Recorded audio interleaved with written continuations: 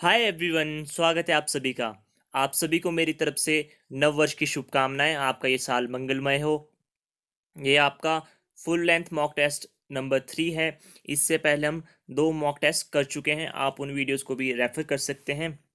Link आपको आई button में दिया है। देखिए, इसमें आपका डिटेल सॉल्यूशन होगा। वीडियो ज़रूर लंबी होगी बट आपके लिए फ़ायदेमंद होगी, बिकॉज ज़रूरी नहीं कि इस जितने भी इसमें क्वेश्चन पूछे गए हैं वो एग्ज़ाम में आए, बट उससे रिलेटेड क्वेश्चंस आपको एग्ज़ाम में देखने को ज़रूर मिलेंगे। तो अगर आप चीज़ों को समझेंगे तो आपके लिए फ़ायदा होगा, बिकॉज कोई भी मॉक टेस्ट आपको पूरे क्वेश्चंस नहीं बता सकता जो एग्ज़ाम में आएंगे। एग्जामिनर आपसे कुछ भी पूछ सकता है। तो आप वीडियो को लास्ट तक देखें, चैनल को सब्सक्राइब करें, वीडियो को लाइक तब करें जब आपको पसंद आए। और होपफुली मुझे पता है कि आपको वीडियो ज़रूर पसंद आएगी। तो आइए स्टार्ट करते हैं। फर्स्ट है हमारा हिंदी व्याकरण। तो आपको शुद्ध वाक्य का चयन करना है। आपके पास 4 वाक्य दिए गए हैं। माता पिता सदैव पूजनीय होते हैं।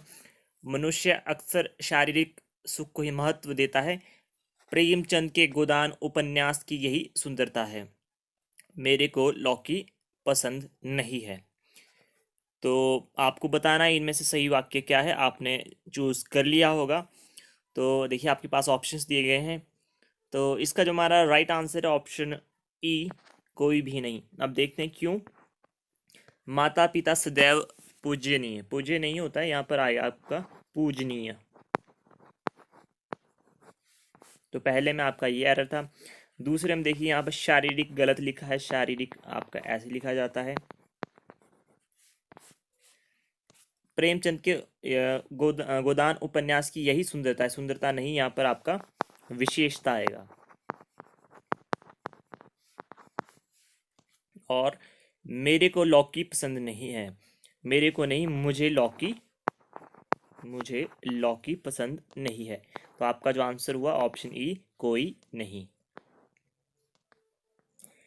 नेक्स्ट है आपका घड़ी में तोला घड़ी में माशा का अर्थ क्या है।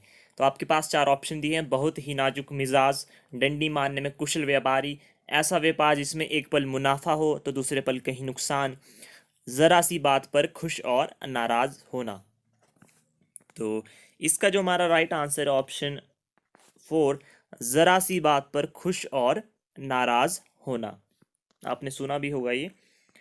नेक्स्ट है आपका समय का सदुपयोग न करने वाले व्यक्तियों को बाद में डैश करना पड़ता है। तो क्या आएगा इसमें? पश्चाताप, प्रायश्चित या परिष्कार या विलाप। तो इसका जो राइट आंसर है ऑप्शन ए, पश्चाताप। देखिए, प्रायश्चित क्या होता है? जब आप कोई मिस्टेक करते हैं जिस पे आपको रिग्रेट, जिसे हम कह सकते हैं, वो होता है और आप सॉरी फील करते हैं, तो वो आपका, या सुधारने की कोशिश करते हैं, तो ये आपका प्रायश्चित हो सकता है। पश्चाताप तो आपका पछताना होता है। तो ऑप्शन ए आपका राइट आंसर है। न बहुत गर्म न बहुत ठंडा क्या कहलाता है। तो इसका जो हमारा राइट आंसर है ऑप्शन डी, सम शीतोष्ण। ये आपका राइट आंसर है। निम्नलिखित वाक्यों में से कौन सा संयुक्त वाक्य है। तो आपको 4 वाक्य दिए गए हैं। जो परिश्रम करता है वही आगे बढ़ता है। मैं पढ़ता हूँ और वह गाता है। क्या मेरे बिना यह पढ़ नहीं सकता है। परिश्रम व्यक्ति ही सफलता प्राप्त करता है। तो इसका जो राइट आंसर है हमारा वो है आपका बी, मैं पढ़ता हूँ और वह गाता है। देखिए, आपका जो संयुक्त वाक्य होता है उसमें आपको कुछ चीज़ों का याद रखना होता है। जैसे उसमें आपके क्या क्या हो सकते हैं। और देखिए, यहाँ पर और दिया गया है लेकिन, लेकिन, किंतु, परंतु, अथवा, तो, नहीं, तो। इस तरीके के जो यहाँ पे योजक दिए होते हैं, जो आपके करेक्टर्स होते हैं या जो आपके सेंटेंस को ऐड करते हैं, जोड़ते हैं, तो इन बातों का आपको ध्यान रखना होता है। तो यहाँ पर तो और दिया गया था, तो आप यहाँ से याद रख सकते हैं कि वह आपका संयुक्त वाक्य। सरल वाक्य वो होता है जिसमें आपकी एक ही वर्ब यानी कि एक ही क्रिया होती है। जैसे मैं खाता हूँ, मैं पीता हूँ, तो ये होते हैं।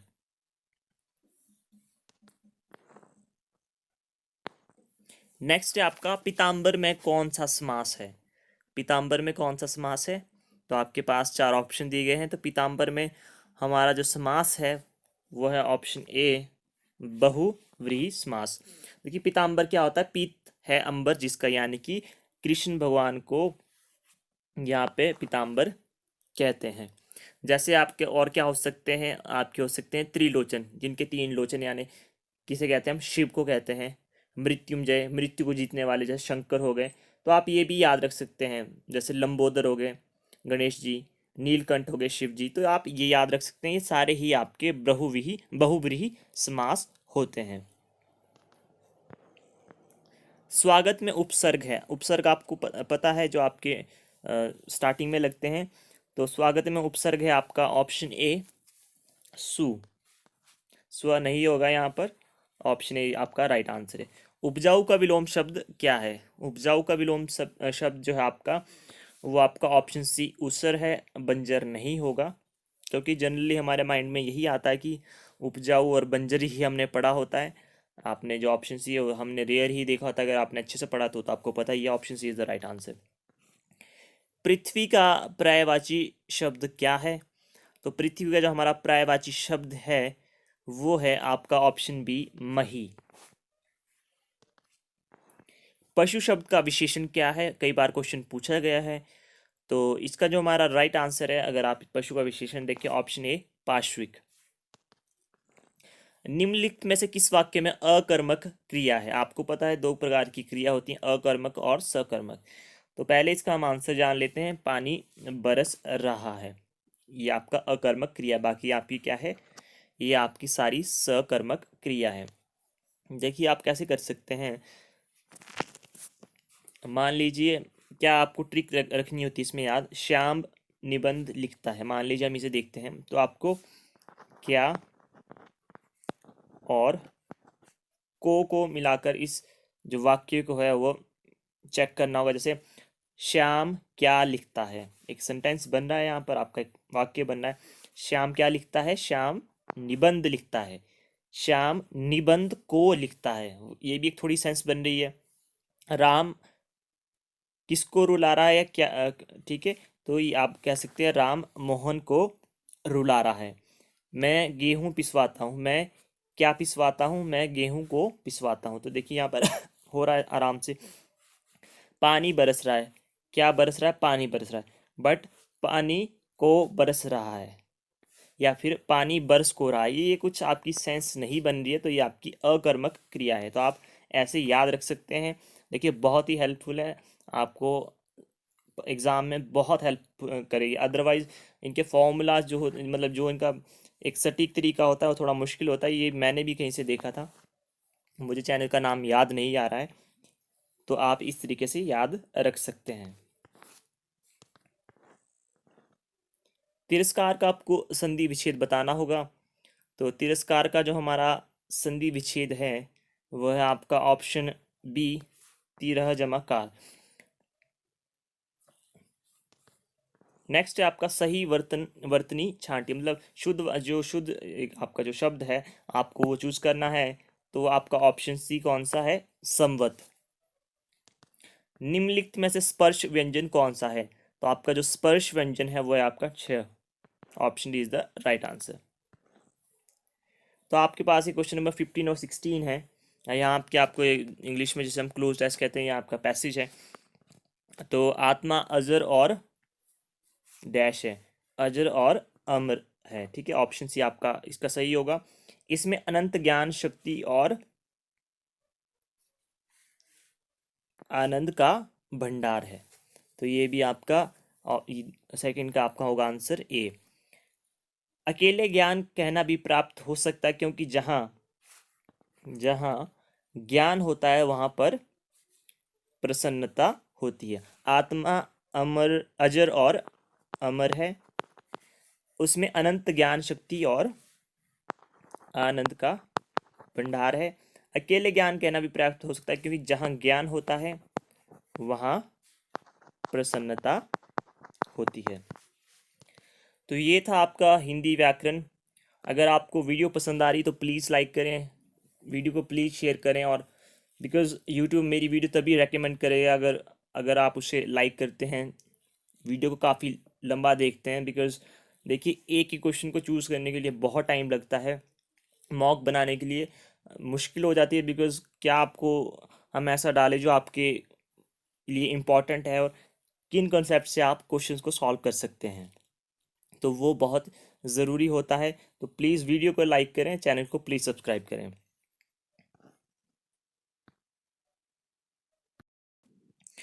आइए स्टार्ट करते हैं हमारा इंग्लिश ग्रामर। तो आपका क्वेश्चन नंबर 17 है, फाइंड पार्ट ऑफ स्पीच। तो यहाँ पर आपके जो ये मैंने बॉक्सेस में वर्ड्स लिखे हैं, आपको उसका मुझे ये बताना है ये आपका क्या है, कौन सा पार्ट ऑफ स्पीच है। Rohan talks carelessly, Rohan is careless. तो आपको बताना है वर्ब है, एडवर्ब है, एडजेक्टिव है। तो आपके पास चार ऑप्शंस हैं, आपने ऑप्शन मार्क कर लिए होंगे। तो इसका जो राइट आंसर है option C, adverb and adjective. देखिए एडवर्ब क्या होता है, जो या तो आपके एडजेक्टिव यानी विशेषण को या वर्ब को डिस्क्राइब करता है, उसके बारे में बताता है। तो देखिए यहाँ पर आपकी वर्ब क्या है, वर्ब है आपकी टॉक्स या टॉक, और केयरलेसली आपका क्या बना यहाँ पर, एडवर्ब, क्योंकि ये बता रहा है कि वो कैसी बात करता है, वो बात करता है केयरलेसली, मतलब बात के बारे में बात कर रहा है वो, ठीक है, उसके बारे में बता रहा था यहाँ पर, इसलिए आपका केयरलेसली एडवर्ब हुआ। जनरली आपके जो एडवर्ब्स होते हैं वो आपके लास्ट जो उनका होता है एल वाई से ही एंड होते हैं, जनरली, नॉट सभी। और यहाँ पर अगर आप देखिए रोहन इज केयरलेस, एडजेक्टिव क्या होता है, जो आपके नाउन या ऑब्जेक्ट के बारे में कुछ विशेषता बताए, वही आपका विशेषण होता है। तो नाउन क्या होता है, किसी का नाम हो गया, किसी प्लेस का, कुछ भी आपको पता है संज्ञा क्या होती है। तो रोहन किसी का नाम है यानी कि ये नाउन है। और रोहन इज केयरलेस, रोहन क्या है, केयरलेस है। तो वो रोहन के बारे में बता रहा है यानी कि नाउन के बारे में बता रहा है, तो वो क्या हुआ आपका, वो हुआ आपका एडजेक्टिव। तो आपका जो राइट आंसर है option C, adverb and adjective. A place where dead bodies are kept for postmortem. तो आपके पास चार ऑप्शन है, मॉर्ज, सिमेट्री, मॉर्चरी और क्रीमेशन। देखिए अगर तो मैंने इन दो ऑप्शंस को यहाँ पर स्पेशली, अगर इनमें से एक ऑप्शन होता तो आपके लिए बहुत ही इजी होता, बट मैंने यहाँ पर आपको दोनों ऑप्शंस दे दिए, तो इससे थोड़ा कन्फ्यूजन होता है कि करेक्ट आंसर क्या होगा, क्योंकि बहुत ही दोनों सिमिलर से हैं। तो पहले तो हम इसका आंसर जानते हैं, ऑप्शन सी इसका right answer, option C mortuary. यहाँ पर आपको एक वर्ड लिखा है पोस्टमार्टम के लिए रखा है, वो होता है आपका मॉर्चरी, ठीक है। और जो आपका मॉर्ज, ये होता है आपका जहाँ पर आपकी आइडेंटिफिकेशन के लिए आप बॉडीज को रखते हैं, उसे कहते हैं मॉर्ज। सिमिट्री आपको पता है, जो हमारे ग्रेव यार्ड्स होते हैं, मुझे याद नहीं आ रहा है उसे हिंदी में क्या कहते हैं, जहाँ पर आपकी इस तरीके से वो लिखा होता है उनके ऊपर, उनकी डेथ कब हुई है आप, और उनका नाम लिखा होता है, मुझे याद नहीं आ रहा, आप कमेंट सेक्शन में बता सकते हैं कि उसे हिंदी में क्या कहते हैं। क्रीमेशन तो आपका होता है जहाँ पर आपके जो लास्ट राइट्स होते हैं, जो लास्ट रिचुअल्स होते हैं, वो आपके परफॉर्म्स होते हैं। तो आप ये याद रख सकते हैं। बाकी जो हम ये हमारे वन वर्ड सब्स्टिट्यूशन है, आप थोड़ा याद रख सकते हैं। जो आपके अगर आप जीनोसाइड का मतलब होता है murder of race, murder of race, genocide आप याद रख सकते हैं। कई बार ये क्वेश्चन पूछा गया है, जीनोसाइड।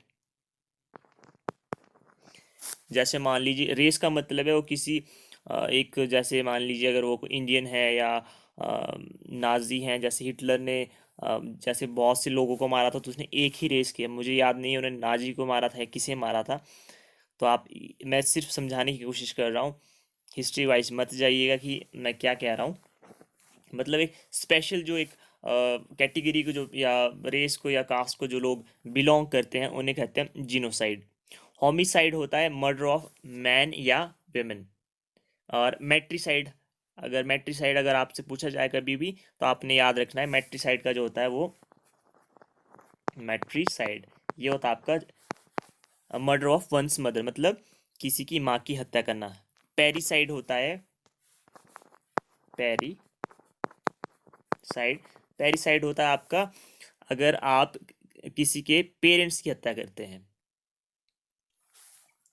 पेरिसाइड। और पेट्रीसाइड में आपको याद रखना है अगर आप किसी के फादर की किलिंग करते हैं। आपके सुसाइड तो आपको पता ही है, मर्डर ऑफ वन सेल्फ। तो आप ये भी याद रख सकते हैं। पोस्टमार्टम तो आपको पता है कि जो हमारी मेडिकल एग्जामिनेशन होती है डेड बॉडी की, और पोस्टमार्टम का अगर हम सिनोनियम देखें तो आपने ऑटोप्सी सुना होगा, मूवीज भी देखते हैं, तो ऑटोप्सी वही होता है जो आपकी मेडिकल एग्जामिनेशन होती है डेड बॉडीज की।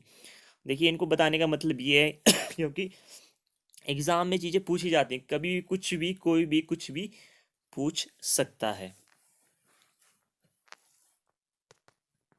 आइए नेक्स्ट क्वेश्चन देखते हैं, हमारा क्लोज टेस्ट है, तो आप इस क्लोज टेस्ट को पढ़िए। An archaeologist studies dash and from the he finds he is able to dash dash the daily lives of men and women who lived thousands of years ago. He makes a dash study of those things which those men and women left dash them. तो an archaeologist, archaeologist आपको पता है जो हमारे पुरातत्व विशेषज्ञ होते हैं। स्टडीज द डैश, वो क्या स्टडी करते हैं?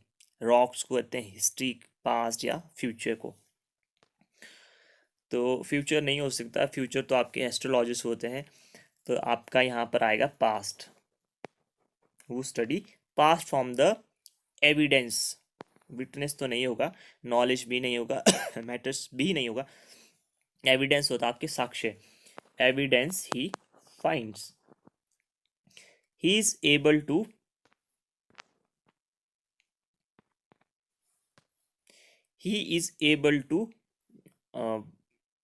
Dash the daily lifes of man and women. Create तो नहीं हो सकता, बिल्ड, रीबिल्ड और रिकंस्ट्रक्ट, तो यहाँ पर आएगा build up the daily lifes of man and women who lived thousand of years ago, and he makes a, scientific आएगा, हिस्टोरिक, रियलिस्टिक या रिसर्च। रिसर्च नहीं है, रियलिस्टिक कहाँ से होगा? यहाँ पर जो साइंटिफिक स्टडी होती है, आपको पता है जो हमारे जो आर्कियोलॉजिस्ट होते हैं, जब उन्हें बहुत पुरानी पुरानी चीज़ें मिलती हैं तो आपकी वो कार्बन डेटिंग की हेल्प लेते हैं, तो कार्बन डेटिंग आपकी क्या हुई? साइंटिफिक स्टडी होती है। तो यहाँ पर वो भी आपकी एक scientific study of those thing which those man and women left with behind under below, तो लेफ्ट बिहाइंड यहाँ पर आपका आंसर होगा, ऑप्शन 5 में आपका आएगा लेफ्ट बिहाइंड देम।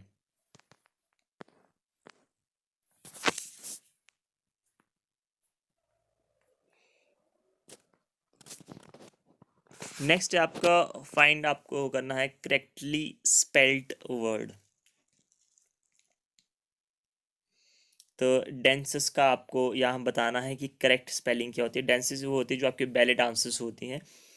तो यहाँ पर जो हमारा राइट आंसर है ऑप्शन बी, डेंसेस की जो हमारी स्पेलिंग है DANSEUSE। नेक्स्ट है आपका रीअरेंज करना है आपको, आपके पास देखिए दिए गए हैं 4 options. Religion has been used, ये तो आपकी मेन स्टेटमेंट है, और like education, health and employment, ये आपकी स्टार्टिंग है और ये आपकी एंडिंग स्टेटमेंट है। आपको 4 ऑप्शन दिए गए हैं PQRS, आपको बताना इनका सही अरेंजमेंट क्या होगा। Both has weapon of isolation to dull awareness about real problems and as mafia like education, health and employment. तो देखिए हम स्टार्ट करते हैं।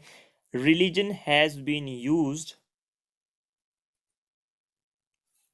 रिलीजन हैज़ बीन यूज्ड, और क्या हो सकता है यहाँ पर? Both has weapon of isolation, हम यहाँ से बनाकर देखते हैं।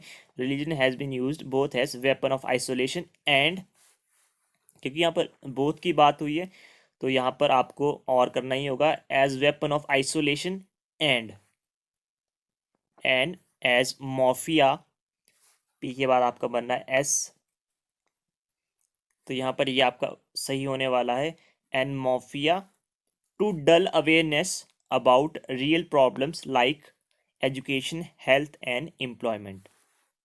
क्यों? देखिए यहाँ पर जब बोथ की बात हुई थी तो आपको यहाँ पर आपको पता है as weapon of isolation to dull awareness, ये नहीं होने वाला था, अबाउट भी नहीं, क्योंकि यहाँ पर एंड आने वाला था, तभी आपके and as mafia to dull awareness about real problems आपको पता ही था, लाइक एजुकेशन, तभी यहाँ पर इन्होंने लाइक लिखा, एजुकेशन, हेल्थ एंड एम्प्लॉयमेंट। तो इसका जो राइट आंसर है ऑप्शन बी PSQR। तो ये छोटी छोटी चीज़ों से आप इजीली क्रैक कर सकते हैं। नेक्स्ट है आपका एंटोनियम, आपको बताने हैं जिन्हें हम विपरीत शब्द कहते हैं। इम्पेचुअस, आपको बताना इम्पेचुअस। इम्पेचुअस का मतलब होता है क्विकली कुछ करना या बिना सोचे समझे ही कुछ बोल देना। तो आपका इसको विपरीत शब्द बताना है तो वो होता है आपका कॉशियस, मतलब केयरफुल, ध्यानपूर्वक। तो अगर आप एजिटेटेड, एजिटेटेड का मतलब उत्तेजित, ठीक है, तो आप एजिटेटेड का हमेशा याद रखें, उत्तेजित होना। इम्पल्सिव भी वही होता है आपका, रेकलेस भी आपका वही होता है। तो आप ये याद रख सकते हैं, इम्पेचुअस का आपका होता है कॉशियस। लैकोनिक, लैकोनिक का क्या मतलब होता है? लैकोनिक का मतलब होता है आपका संक्षिप्त। रेकलेस का मतलब आपका लापरवाह होता है, आप वो याद रख सकते हैं। लैकोनिक जो होता है हमारा वो होता है आपका संक्षिप्त। या एक इक्वालिटी होती है कि ऐसी इंसान की, अगर आप इंसान के बारे में बात करें जो बहुत ही कम बोलता हो, बहुत ही कम शब्दों का वो प्रयोग करता हो, तो इसके लिए आपको अब मिल ही चुका है आंसर। इसका जो आंसर है वो ऑप्शन बी, टॉकेटिव। नेक्स्ट है आपका सिनोनियम, स्टैम्पिड। अगर आपने अभी रिसेंट न्यूज़ देखी होगी, जो आपके वैष्णो देवी में जो अभी दुर्घटना हुई है, तो वहाँ पर बार बार एक शब्द आ रहा था, स्टैम्पिड। तो देखिए समटाइम एग्जामिनर ऐसी चीज़ें पूछ देता है जो आपके करंट में होती है। तो स्टैम्पिड का मतलब होता है, क्या होता है? अब आप समझ चुके होंगे सिनोनियम मैंने पूछा स्टैम्पिड से, आप इतना तो अंदाज़ा लगा सकते हैं जब अगर आपने न्यूज़ देखी है कि वहाँ पर भगदड़ मच गई थी, ठीक है। तो यहाँ पर स्टैम्पिड का मतलब होता है रश। बाकी जो आपके रीट्रीट एंड स्टैंडिंग होते हैं ये इसके क्या है, एंटोनियम। तो स्टैम्पिड आप याद रख सकते हैं, इसका जो हमारा सिनोनियम होता है रश, रन। नेक्स्ट है आपका, please make it a point two turn dash water tap before you go out. तो यहाँ पर क्या आएगा, टर्न डाउन, अबाउट, ऑफ। इसका आएगा, टर्न ऑफ का मतलब होता है बंद करना, टर्न ऑफ। तो आपका ऑप्शन सी राइट आंसर है। Her husband came dash a car by on in from. Her husband came in a car. अब इन, ऑप्शन सी आपका राइट आंसर है। देखिए यहाँ पर बाय भी आ सकता है, कैसे? हर हस्बैंड केम, ए नहीं हो अगर यहाँ पर बाय कार, जब आपका यहाँ पर आर्टिकल होगा ए एंड द, ठीक है। जब आपका यहाँ पर आर्टिकल होगा तो आपका आएगा इन। जब आपका यहाँ पर आर्टिकल नहीं होगा तो आएगा आपका बाय। होपफुली आपको ये समझ आया हो। टू क्राई वॉल्फ, इसका मतलब क्या होता है? तो इसका जो हमारा राइट आंसर है ऑप्शन बी, आपकी इडियम होती है option B, to give false alarm. Change the voice, Ram ask Krishna where are you going today. तो आपके पास चार ऑप्शन है। Ram ask Krishna where he was going that day, Ram ask Krishna as to where, आप ये पढ़ सकते हैं। तो इसका जो राइट आंसर होगा option A, Ram ask Krishna where he was going that day. Option A आपका जो राइट आंसर है। आपको एरर बताने हैं। देखिए एरर तो आपके या तो वर्ब का एरर होता है या आपका आर्टिकल का एरर होता है। बाकी तो अगर हमने इंग्लिश ग्रामर बहुत अच्छे से पढ़ा हो तभी हम जनरली आपके एरर्स को डिटेक्ट कर पाते हैं। तो आइए देखते हैं इसमें। The vaccine when hit the market is dodged by controversy, कि जब आपकी वैक्सीन मार्केट में आई, बाजार में आई, तो वो कंट्रोवर्सी से, मतलब उसका आमना सामना हो या कंट्रोवर्सी हो गई। तो यहाँ पर इसका जो क्या आंसर आने वाला है, हिट द मार्केट का मतलब होता है मार्केट में आ गई है। तो यहाँ पे इज डॉज नहीं होगा, यहाँ पर आएगा वॉज। ये आपका टेंस का एरर था। तो आपका जो यहाँ पर पार्ट सी में इज की जगह वॉज डॉज्ड बाय कंट्रोवर्सी आएगा। He thinks himself as a great scholar, no error. तो यहाँ पर हमारा क्या आएगा, he think sorry, he thinks himself a great scholar. As नहीं आएगा क्योंकि ये हमारा जो थिंक है वो जनरली एज को फॉलो नहीं करता है। तो यहाँ पर आपका एज नहीं आएगा, यहाँ पर आएगा a great scholar. It is known fact that time doesn't return back once it is lost. तो यहाँ पर जो हमारा एरर है, डज नॉट रिटर्न बैक, कि रिटर्न बैक ये आपका सुपरफ्लुअस, मतलब आपको रिटर्न का मतलब भी वही है, बैक का मतलब भी वही है, तो आपको रिटर्न बैक लिखने की ज़रूरत नहीं है। It is a known fact that time doesn't return once it is lost, तो आपका ये कर सकते हैं, तो बैक यहाँ पर नहीं आएगा, तो जो आपका एरर होगा ऑप्शन बी में होगा। तो होपफुली अगर आपको वीडियो पसंद आ रही तो प्लीज़ लाइक करें और शेयर करें अपने दोस्तों के साथ।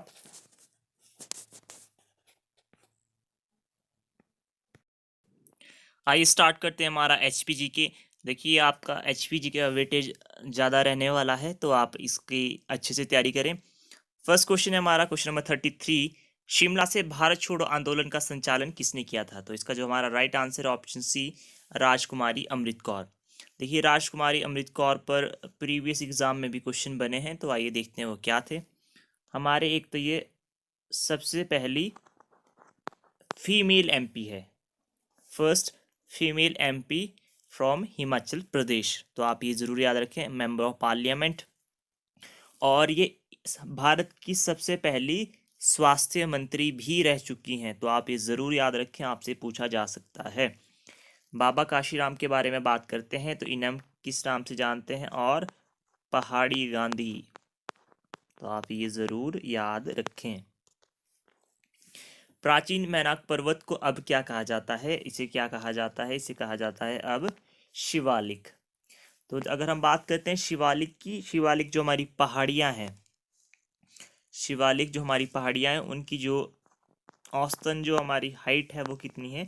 600 से 900 मीटर के बीच में, और ये हमारे बाह्य हिमालय या आउटर हिमालयस में आते हैं।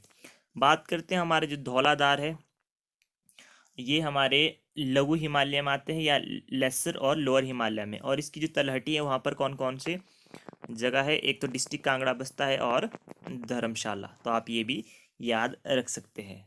जांस्कर जो है आपकी, ये आपकी किन्नौर एंड स्पीति को आपके इंटरनेशनली तिब्बत से अलग करती है, कई बार ये क्वेश्चन पूछा गया है। पीर पंजाल जो है आपकी वो ग्रेटर हिमालयाज में आती है, आप ये भी याद रखें। शिपकी दर्रा कहाँ से कहाँ तक जाता है? शिपकी दर्रा आपको पता है किन्नौर से तिब्बत तक जाता है, option C the right answer. Himachal Pradesh के कुल क्षेत्रफल का कितना प्रतिशत वन क्षेत्र के अधीन है? तो इसका जो राइट आंसर है ऑप्शन ए 66.52%। देखिए थोड़ा कंफ्यूजिंग सा क्वेश्चन है, थोड़ा इसके बारे में देख लेते हैं।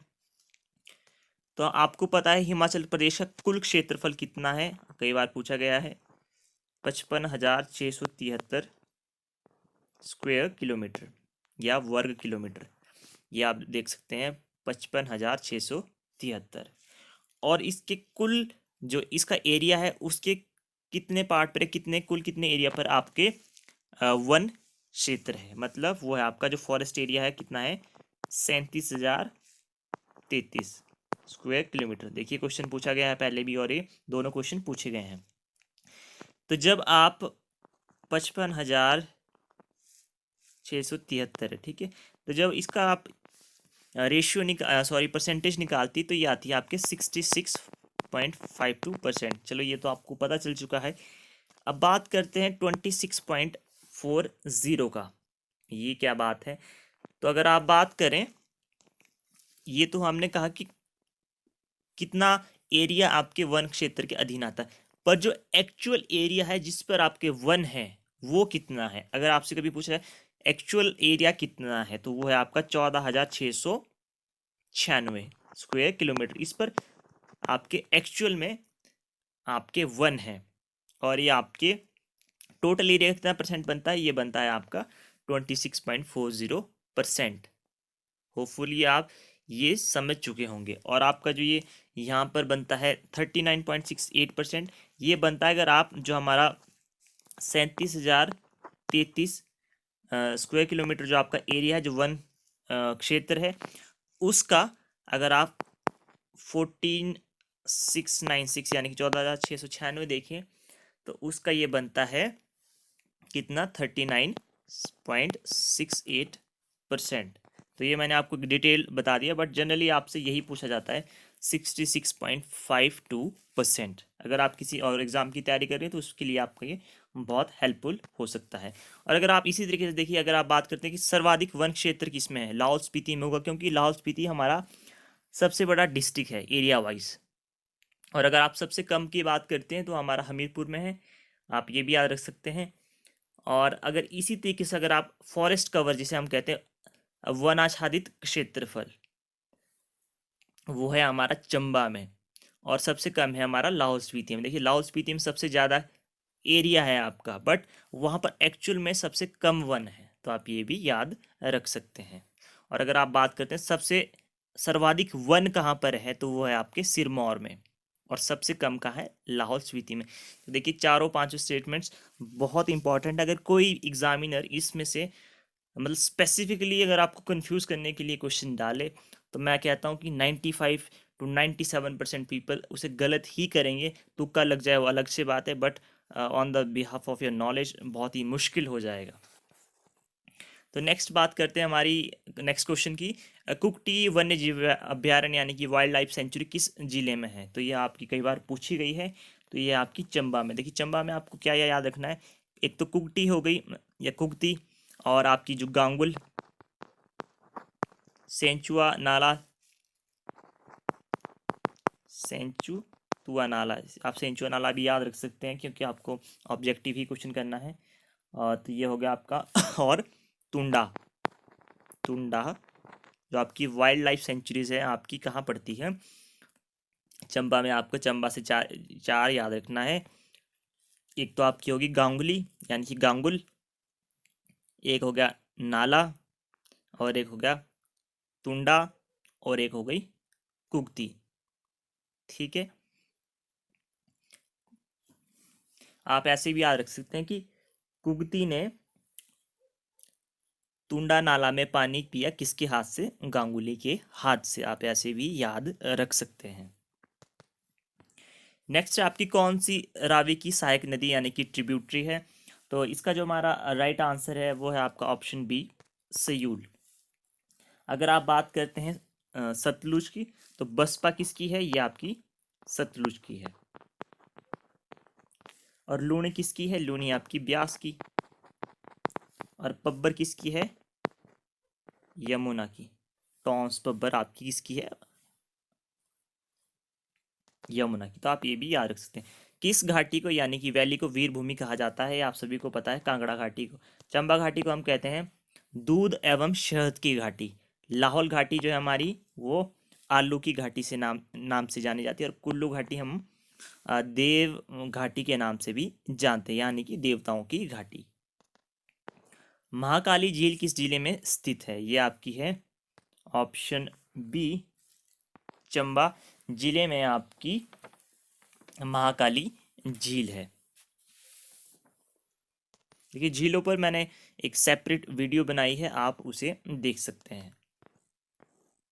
मियार हिमनद हिमाचल प्रदेश के किस जिले में, हिमनद का मतलब है ग्लेशियर, और हिमाचल प्रदेश का सबसे बड़ा ग्लेशियर है शिगड़ी, आपसे कई बार पूछा गया है। तो मियार हिमनद यानी कि ग्लेशियर किस डिस्ट्रिक्ट में है, ये डिस्ट्रिक्ट में आपके लाहौल एंड स्पीति में।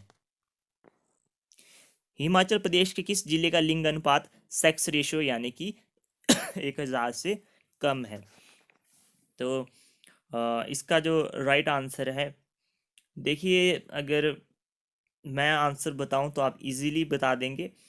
तो आपको इस क्वेश्चन का आंसर कमेंट करना है। मैं चाहता हूं कि जितने भी लोग इस वीडियो को देख रहे हैं आपको इसका आंसर कमेंट करना है। इन केस अगर कोई कमेंट नहीं करता है तो मैं आपको अपडेट कर दूंगा।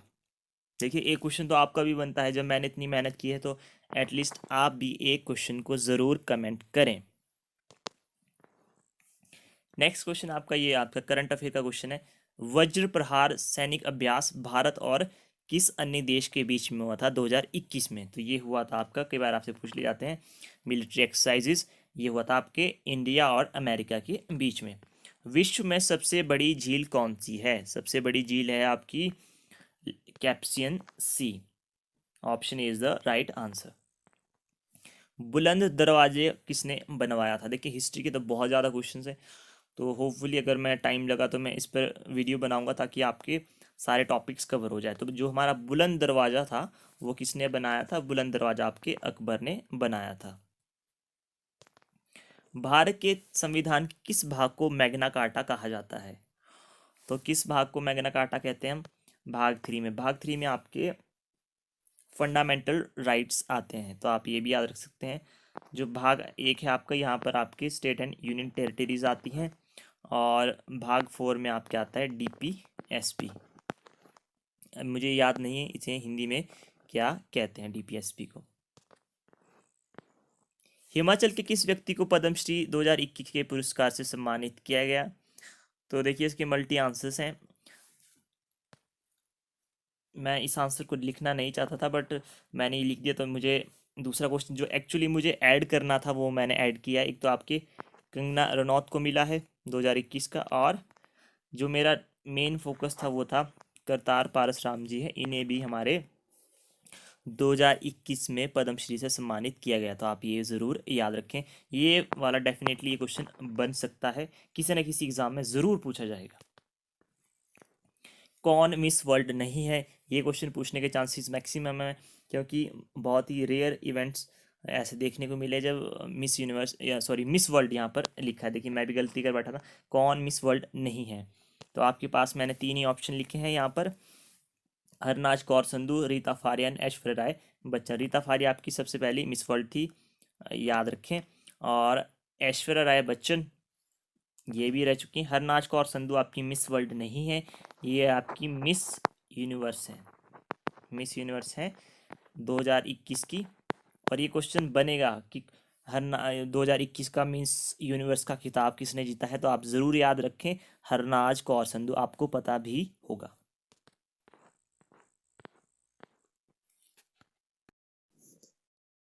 तो आइए स्टार्ट करते हैं हम रीजनिंग सेक्शन। तो इसमें क्वेश्चन समवट टिपिकल हो सकते हैं, बट अगर आप ध्यान से देखें तो क्वेश्चन काफ़ी इजी मिलेंगे आपको, बट आप नंबर्स को या थोड़े टिपिकल स्टेटमेंट्स को देखकर परेशान हो सकते हैं, तो घबराना नहीं है, पेशेंस रखिए, क्वेश्चन सॉल्व हो जाते हैं। तो क्वेश्चन नंबर 49 में आपको ऐसा नंबर या नंबर बताना है जो आपकी इस सीरीज़ को फॉलो नहीं कर रहा है। तो पहले तो आपको ये सीरीज़ फाइंड आउट करनी होगी कि सीरीज़ क्या कहती है। तो हम इस राइट हैंड साइड से स्टार्ट करते हैं। अगर आप 2 में 6 जोड़ते हैं तो आपके पास आता है 8, 8 में 6 का डबल जोड़ते हैं तो आ जाता है 20। तो 20 में आप 12 का डबल जोड़ेंगे, 12 का डबल जोड़ेंगे तो 24 होता है, 24 44। तो देखिए आंसर तो आपको यही मिल चुका है, बट हम थोड़ा आगे जाएंगे। 44 में अगर आप 48 जोड़ते हैं तो 96 आता है, जो कि आपको सॉरी 92 आता है। तो अगर आप देखें यहाँ पर तो आपका जो पैटर्न है वो 6, 12, 24, 48, 96 इस तरीके से बन रहा है। तो यहाँ पर आना चाहिए था 48 की जगह 44। तो आपका आंसर भी होगा ऑप्शन सी, 48 आपका सीरीज को फॉलो नहीं करता है। नेक्स्ट है आपके पास, आपको बताना है ये सीरीज कैसे आगे कंटिन्यू होगी। आपके पास एक सीरीज दी गई है, तो आप इसे वीडियो पॉज कर कर खुद सॉल्व कर सकते हैं। बिकॉज देखिए खुद सॉल्व करेंगे तो आपके माइंड पर प्रेशर पड़ेगा, आप चीज़ों को समझेंगे, खुद से करेंगे। अदरवाइज सॉल्यूशन देख के तो बहुत ही इजी होता है। तो हम क्या करेंगे, पहले हम इस सीरीज को बनाएंगे ABCDE। मैंने ले लिया ABCDE। देखिए ये आपका फर्स्ट नंबर है, ठीक है, इसका 3rd 5 7 और 9। देखिए इसमें पहले ये आपका ए को मैंने 1 मान लिया, फिर ए के बाद 2 3। देखिए ये मैंने जिस जिस पे नंबर्स लिखे गए हैं उस पे मैंने ये लिख दिया, क्योंकि फिर ये आपने लिख लिया। फिर आप देखिए यहाँ पर ये वाला बी, ये आपके दूसरे नंबर पर है, डी आपका ये 4th नंबर पर है, एफ आपका 6 नंबर पर है, एच आपका 8th नंबर पर है, और यहाँ पर क्या आएगा, यहाँ पर आएगा आपका 10। ठीक है, तो यहाँ पर अगर आप देखें बी डी एफ एच, तो यहाँ पर अगर आप बी और डी के बीच में देखिए तो ए का स्पेस है, यहाँ मतलब कि यहाँ पर सी आना चाहिए था, डी और ई एफ जी, तो यहाँ पर क्या आना चाहिए आई और जे। एच के बाद एक छोड़ेंगे आई और जे, तो यहाँ पर तो कंफर्म होगा कि जे ही आएगा। और अगर आप यहाँ पर देखें ए बी सी डी, ठीक है, तो यहाँ पर और क्या आने वाला, ई के बाद क्या आने वाला था, एफ, ठीक है, तो आपके पास आ जाएगा एफ, तो जे एफ, तो जे एफ देखते हैं, जे एफ आपका राइट आंसर होगा। इन केस आपको किसी भी क्वेश्चन में कोई भी डाउट है, कोई भी कंफ्यूजन हो रहा है, तो आप कमेंट करके मुझे बता सकते हैं, हम उससे सॉल्व करने की कोशिश करेंगे। आइए नेक्स्ट क्वेश्चन देखते हैं। नेक्स्ट क्वेश्चन भी आपके पास सीरीज दी गई है Z2 Z5 7/7 और सॉरी, आप सीरीज को देख सकते हैं। तो देखते हैं कि ये कैसे होगी। तो इसे आप कैसे कर सकते हैं, आपको पैटर्न दिख रहा होगा। 2 में आपने 5 जोड़ा 7, 7 में आपने 7 जोड़ा, कितना आया 14, 14 में आपने 9 जोड़ा, मतलब 5 7 9 11, फिर 23 में आपने 11 जोड़ा 34, और आप ये आपके ऑड नंबर्स हैं जिन्हें आप ऐड करें, 5 7 9 11, 11 के बाद आप जब 34 आगे और 11 के बाद आप क्या जोड़ेंगे, 15, ठीक है। देखिए 23 के बाद आपने यहाँ पर जब जोड़ा तो आपके पास आया 34, सॉरी, यहाँ पर जब आपने 11 ऐड किया तो 34, 34 के बाद आप कितना ऐड करेंगे, 13, तो 34 और 13 कितने होते हैं, 47। तो ये आपका ये तो गलत हो गया और ये भी गलत हो गया। अब जो आपके पास आंसर होना चाहिए इन दोनों के बीच में होने वाला है। तो अगर आप इस सीरीज को अच्छे से देखें तो ZYXW V, तो इसके बाद यू आएगा, फिर आपका UV, यहाँ पर क्या आने वाला है आपका, यहाँ पर आने वाला है आपका U। तो आपका देखिए आपको आगे सॉल्व करने की ज़रूरत ही नहीं है, तो आपके पास आंसर आ जाएगा 47U15। और अगर आप बात करते हैं 15 की, तो यहाँ पर आप देख सकते हैं 5 7 9 11 13 और 15, और इतने का ही आपको इसमें एडिशन भी करना था, तो आपका ये ऑप्शन सी राइट आंसर होगा। नेक्स्ट आपका एनालॉजी से क्वेश्चन है, ऑर्नामेंट्स आपके गोल्ड ऑर्नामेंट्स गोल्ड, तो नीडल। देखिए आपके जो ऑर्नामेंट्स होते हैं वो आपके किससे बनते हैं, गोल्ड से, और नीडल जो होती है आपकी किससे बनती है, नीडल्स किससे बनती है, आपकी बनती है स्टील से। तो आपका जो राइट आंसर होना चाहिए स्टील, क्योंकि जो इससे किससे बनती है, गोल्ड से, तो इसी तरीके से आपको बताना था नीडल किससे बनती है, स्टील से। तो ये आपको ईजी क्वेश्चन था। नेक्स्ट है आपका, आपको इसमें रिलेशनशिप सेटअप करना है 2011 और 102, यहाँ पर क्या आएगा। तो 20 से आप 11 कैसे बना सकते हैं अगर आप 20 का आधा करें और उसमें एक जोड़ दें, कितना 20 का आधा कितना था 10, और 10 में आप अगर एक जोड़ दें कितना आएगा 11। इस तरीके से अगर आप 102 का आधा करें कितना बनता है 51, और 51 में अगर आप एक ऐड कर दें तो कितना बनता है, ऑप्शन बी 52। देखिए जब मैं आपको सॉल्यूशन बता रहा हूँ तो क्वेश्चन आपको बहुत ईजी लगे, हमें भी लगते हैं जब हम भी करते हैं, बट जब आप खुद से सॉल्व करेंगे तो 1 मिनट के लिए सभी को कन्फ्यूजन ज़रूर होगा, तो खुद से ज़रूर ट्राई करें। नेक्स्ट है आपका, if FULFNHW is code for cricket. Cricket के लिए आपका ये कोड दिया गया है, जस्ट अ सेकेंड, CRICKET के लिए आपका ये कोड दिया गया है। तो EULGH के लिए आपका क्या कोड होगा, तो देखते हैं, FULFNHW CRICKET। तो अगर आप यहाँ से देखें तो क्या कोड हो सकता है, अगर आप CDE अगर आप इसमें ऐड करते हैं, अगर आप CDE मतलब आप इसमें 2 का इंक्रीमेंट देंगे तो आपका नंबर आएगा F, उसके बाद आएगा, या आप इसे 3 भी मान सकते हैं। R के बाद आप देखें RST, जो 2 नंबर का स्पेस है उसके बाद U आता है, IJK, यहाँ पर भी। तो आप इस तरीके से देखते हैं 2 2 का आ रहा है, तो आपको पता चल चुका है कि जो आपका जिस वर्ड के लिए आपसे कोड मांगा गया है उसमें आपको 2 का ऐड करना है। तो आपसे पूछा गया है तो ये किसके लिए कोड होगा, EULGH,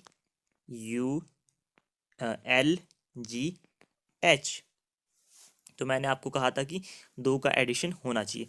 तो देखिए पी तो हो नहीं सकता यहाँ से, सॉरी पी वाला प्राइड तो यहाँ से नहीं होगा, EULGH।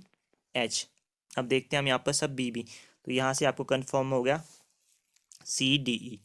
और U का क्या बनेगा U का आप यहाँ से भी देख सकते हैं, क्योंकि हमने इस क्वेश्चन में किया था। U का आपका सीधा ही बन रहा है R, ठीक है, RST। अगर आप इसमें +2 का करेंगे, +2 का ऐड करेंगे। और L के लिए आपको पता है आपका बन रहा है I। देखिए आप क्वेश्चन से ही एक कॉमन सेंस लगा के देख सकते थे। तो IJKL, तो आपको ज़्यादा आगे करने की ज़रूरत ही नहीं है। जब आपके 3 बन रहे हैं तो BRI, यानी कि ऑप्शन बी ब्राइड आपका यहाँ से राइट आंसर बनेगा। तो सम टाइम देखिए हिंट आपको क्वेश्चन में ही मिल गया था कि F आपका C के लिए है, U आपका R के लिए है, L आपका I के लिए है। तो आप इस तरीके से कर सकते थे। तो आपका ऑप्शन बी राइट आंसर है। नेक्स्ट क्वेश्चन है आपका, if south east is called east, जो आपका दक्षिण पूर्व है, अगर उसे आप पूर्व कहते हैं, नॉर्थ वेस्ट को आप वेस्ट कहते हैं, साउथ वेस्ट को आप साउथ कहते हैं, तो आप नॉर्थ को क्या कहेंगे? तो आप ये देखिए हमारी जो एक्चुअल जो डायरेक्शन होती है, आपका उत्तर होता है, ये दक्षिण होता है, ये पूर्व होता है, ये पश्चिम। उसी तरीके से आपके नॉर्थ ईस्ट हो गए, साउथ ईस्ट हो गए, साउथ वेस्ट हो गए, और ये आपके नॉर्थ वेस्ट होते हैं। तो इन्होंने क्वेश्चन में क्या कहा है कि जो आपका साउथ ईस्ट है उसे हम क्या कहते हैं? उसे कहते हैं हम ईस्ट। और जो आपका नॉर्थ वेस्ट है उसे हम क्या कहते हैं? उसे कहते हैं हम वेस्ट। तो मैंने ये बना दिया, देखिए ईस्ट के अपोजिट मैंने बना दिया वेस्ट। और इन्होंने हमें एक क्वेश्चन और बताया कि साउथ वेस्ट जो है उसे हम क्या कहते हैं? साउथ। तो साउथ कहाँ पर होता है एक्चुअल में? साउथ वेस्ट को हम क्या कहते हैं? साउथ। साउथ वेस्ट होता है आपका यहाँ पर, ठीक है। तो यहाँ पर इसे हम क्या कहते हैं? इसे कहते हैं हम साउथ। तो मैंने यहाँ पर एस लिख दिया, ठीक है। यहाँ पर आपका ये एस हो गया। तो एस के अपोजिट क्या होगा? यहाँ पर नॉर्थ होगा। तो अब बताना कि आपका नॉर्थ क्या होगा, नॉर्थ क्या कहलाएगा, ठीक है। नॉर्थ वेस्ट के बीच में क्या होता है? नॉर्थ। तो यहाँ पर क्या है? नॉर्थ। और ये क्या है? North west. तो आपका नॉर्थ एक्चुअल में क्या कहलाएगा? ये कहलाएगा आपका ऑप्शन सी, नॉर्थ वेस्ट। ये क्वेश्चन इजी था, बट आपको थोड़ा सा क्वेश्चन ट्रिकी लग सकता है, क्योंकि आपको ये दोनों क्रिएट करने थे। नेक्स्ट है आपका, which of these will come in middle if all of them are arrange alphabetically as in dictionary. आपको बताना है बीच में कौन सा वर्ड आएगा इनमें से, अगर आप इन्हें डिक्शनरी के हिसाब से पहले क्रमबद्ध करें या अरेंज करें, फिर आपको उसमें मिडल टर्म देखनी है। तो देखिए सबसे पहले कौन सा वर्ड आएगा? देखिए सी तो सभी में ही है, आर भी सभी में ही है। तो आप अगर यू के बाद यू यहाँ पर देखें, क्रूड आएगा, क्योंकि सी आर यू तो सभी में है। डी, तो यहाँ पर आई, यहाँ पर पी, यहाँ पर एस, और यहाँ पर आपका एम। तो सबसे पहले आएगा आपका क्या आएगा?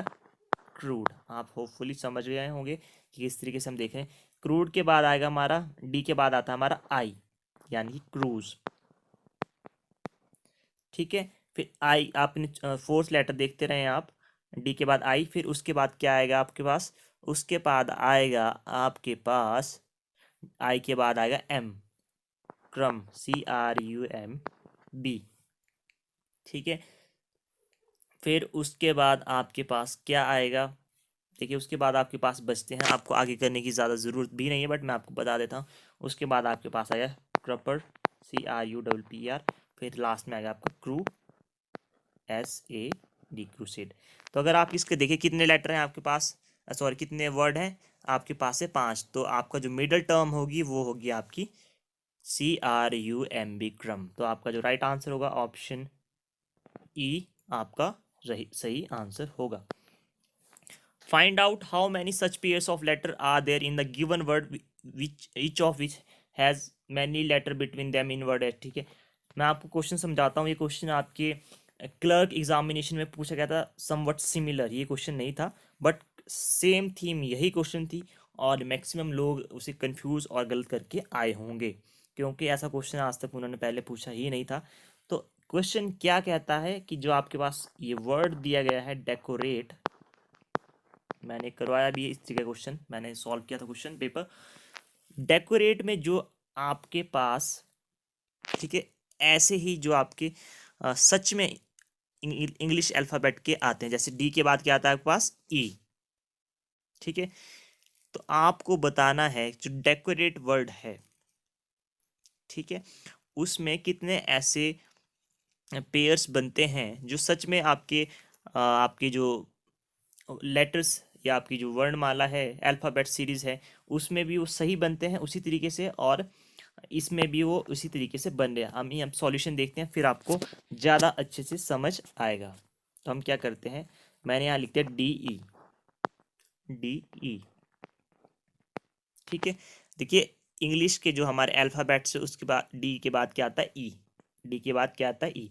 और डी और ई में कोई भी बीच में कोई लेटर नहीं आता है, तो आपका एक पेयर ये बन जाएगा। ठीक है, अब मैं देखता हूँ decorate, E C O R A. ठीक है, तो मैंने आपका यहाँ पर लिख दिया A B C D, A B C D E. अब देखिए यहाँ पर, अब आपको क्वेश्चन क्लियर होगा। यहाँ पर अगर आप देखें, ई और ए के बीच में कितने लेटर होते हैं इंग्लिश में, कितने होते हैं, 3 होते हैं ना, बी सी डी। और यहाँ पर अगर आप ई और ए के बीच में देखें कितने लेटर होते हैं, यहाँ पर कितने लेटर आए हैं इस डेकोरेट में, डेकोरेट में यहाँ पर भी 3 है। वो मतलब नहीं है आपको कौन सा लेटर कौन सा लेटर है, आपको ये देखना कि कितना उनके बीच में है, तो आपको ये भी आपका एक पेयर बनेगा, क्योंकि ए और ई के बीच में कितने लेटर आते हैं, 3। और यहाँ पर ई और ए के बीच में भी 3 लेटर आ रहे हैं, इरिस्पेक्टिव हो चाहे कुछ भी लेटर हो।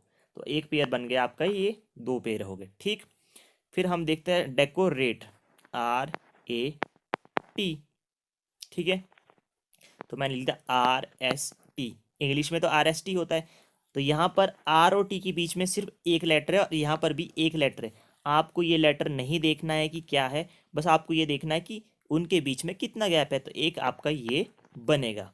ठीक है, तो आपके पास कितने बने, यहाँ पर आपके पास बने टोटल 3। आपको कुछ नहीं करना था, आपको पहले तो देखना है कि जैसे डी और ई, इंग्लिश में भी आप जो आपकी है डी लिखते हैं। ठीक है, तो एक तो आपका ये बन जाना था। फिर जो आपका ई सी ओ आर ए है, तो ई और ए के बीच में, ई और ए के बीच में सच में कितना स्पेस है, स्पेस है 3 का, मतलब 3 अल्फ़ाबेट आते हैं। और अगर आप ए और ई के बीच में सच में देखें तो कितने आते हैं, 3, बी सी डी। ठीक है, 3 अल्फ़ाबेट्स आते हैं, तो इसमें भी वो 3 आ रहे थे और इसमें भी 3, तो इस तरीके से आपने करना है। तो आपका जो आंसर हुआ ऑप्शन डी 3। देखिए मैंने यहाँ पर ये सॉल्यूशन किया है, तो आप ये देख सकते हैं डी और ई आपका एक पेयर बनता है, ई और यहाँ पर 3 आते हैं और इधर भी 3 आते हैं, तो एक पेयर आपका ये बना था। और आर ए टी यहाँ पर भली भूल जाइए, एक लेटर आता है और यहाँ पर भी एक आता है, तो ये भी आपका बना, 3 आपके बनने थे। अब क्वेश्चन यहाँ पर ये है, how many 5 are there in the following number sequence which are immediately preceded. मैं बताऊंगा इसका मतलब इमीडिएटली फॉलोड। प्रिसीड का मतलब है पहले, और फॉलो का मतलब बाद में, कि ऐसा आपको 5 बताना है जिसके पहले क्या आए, 7, और उस 5 के बाद क्या आए, 6। तो आपके पास एक तरीके से स्टेटमेंट ये लिखा है कि 5 से पहले एक तो आपके पास 7 होना चाहिए, और उसके इमीडिएट बाद, उसके बिल्कुल बाद आपके पास 6 आना चाहिए, मतलब आपका एक नंबर बनेगा जो 756। तो आप इसमें 756 ढूंढ लीजिए कहीं भी, सिर्फ आपका 756 यहाँ पर बन रहा है। ठीक है, तो इसका जो आंसर है ऑप्शन ए 1। देखिए क्वेश्चन बहुत इजी होते हैं, बट सम टाइम हम क्वेश्चन की लैंग्वेज को नहीं समझ पाते हैं। अगर आप इसमें देखें तो अगर हम इसे थोड़ा भी गलत कर देते हैं अगर हम समझने में, तो यहाँ पर भी आपको एक बनता है कहीं ना कहीं। यहाँ पर देखिए 576, अगर हम इस क्वेश्चन की लैंग्वेज ना पढ़ पाते ढंग से, समझते नहीं, तो हम यहाँ पे 576 एक ये कर देते हैं और एक 567 कर देते, तो हम 2 कर देते, जो हमारा आंसर गलत होता है।